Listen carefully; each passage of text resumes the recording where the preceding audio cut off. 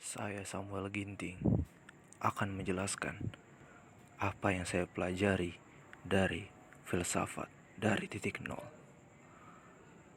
Buku karangan Dr. Saifur Rahman, Romangun School of Philosophy, Jakarta 2015. Asal mula filsafat. Unsur sederhana dari filsafat adalah bertanya dan menjawab. Ada satu orang bertanya dan ada orang lain menjawab. Seperti anak kecil yang bertanya tentang sebuah benda, kemudian orang tuanya menjawab bahwa benda itu bernama gitar, misalnya. Mengapa manusia bertanya tentang segala sesuatu? Jawabnya adalah karena manusia memiliki rasa ingin tahu. Setiap pertanyaan mengandung hasrat-hasrat yang ingin diketahui. Yang saya pelajari dalam dasar-dasar filsafat, yang pertama adalah dialog Sokrates. Dialog Sokrates adalah sebuah metode filsafat yang digunakan oleh Sokrates untuk menjelaskan gagasan-gagasan filosofinya. Metode itu ditunjukkan melalui pertanyaan dan jawaban. Hal tersebut digunakan untuk memfokuskan persoalan, membuang pernyataan-pernyataan negatif, dan mengedepankan logika untuk mendapatkan sebuah pengetahuan yang bersih. Sokrates sendiri tidak pernah menulis buku, tapi gagasan-gagasannya ditangkap oleh para muridnya dan dijadikan sebagai buku. Salah satu murid yang terkenal yang membukukan metode dialognya adalah Plato. Dalam dasar-dasar filsafat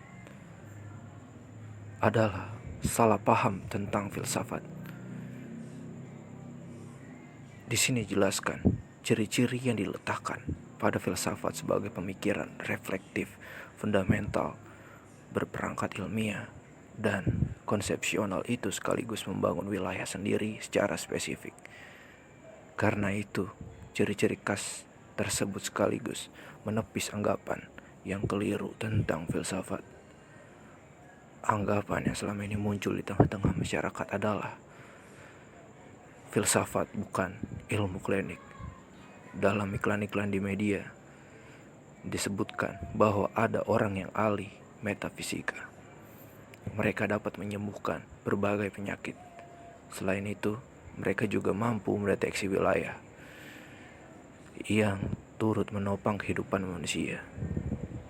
Karena itu, apa yang disebut dengan wilayah metafisika dikatakan berurusan dengan wilayah yang berbau klinik. Metafisika bukanlah klinik. Metafisika merupakan ilmu tentang hakikat segala sesuatu. Hakikat adalah makna. Selanjutnya, filsafat bukanlah pedoman hidup. Dalam kehidupan sehari-hari, orang yang bijaksana dikatakan memiliki filsafat yang tinggi. Filsafat dianggap sebagai ajaran-ajaran untuk menjalani hidup ini, sehingga setiap orang cukup mempelajari filsafat saja agar bisa bertindak dengan benar. Perlu diketahui bahwa cara bertindak benar merupakan ajaran moral. Padahal filsafat bukanlah pelajaran moral. Filsafat justru memikirkan tentang apa yang ada di dalam ajaran moral. Selanjutnya adalah filsafat bukan ajaran ateisme. Orang berkata, jangan belajar filsafat karena akan menjauh dari Tuhan. Setiap orang yang belajar filsafat akan menjadi seorang yang anti Tuhan. Intinya, filsafat selalu mengajarkan bahwa Tuhan tidak ada. Ateisme memang merupakan bagian dari pokok-pokok permasalahan yang diperbincangkan oleh filsafat. Hal itu sama dengan permasalahan teisme yang juga menjadi perbincangan. Baik ateisme maupun teisme merupakan tempat yang sama dalam perdebatan filsafat.